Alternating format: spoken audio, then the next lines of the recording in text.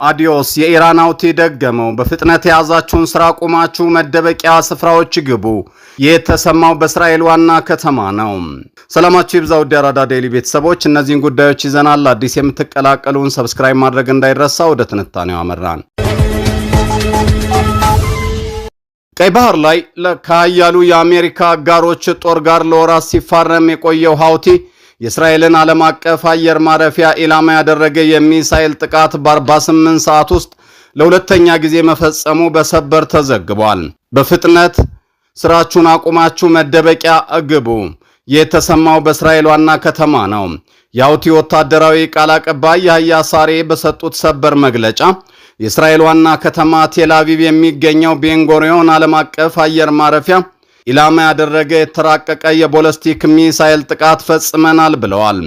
የእስራኤል ጦር ከየመን አቅጣጫ ሚሳኤል መልቀቁን ተከትሎ ነዋሪዎች ወደ መደበቂያ እንዲገቡ የሚያዘውን የአደጋ ጊዜ ሳይረን ድምፅ አሰምቻለሁ ብሏል።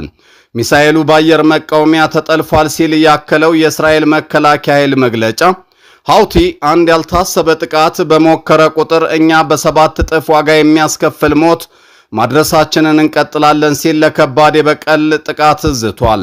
ከቤንጎሪዮን አካባቢ በወጡ በምስል የተደገፉ ዘገባዎች ከሆነ ሀውቲ የለቀቀው ፍልስጤም 2 የተባለው አደገኛ ሚሳኤል አየር ማረፊያ ላይ ባይወድቅም ጥቃቱን ተከትሎ በሚሊዮን የሚቆጠሩ ነዋሪዎች አሁንም ወደ መደበቂያ መግባታቸውንና የአየር መንገዱም ለሰዓታት ያክል በረራ ማቆሙን ገልጸዋል።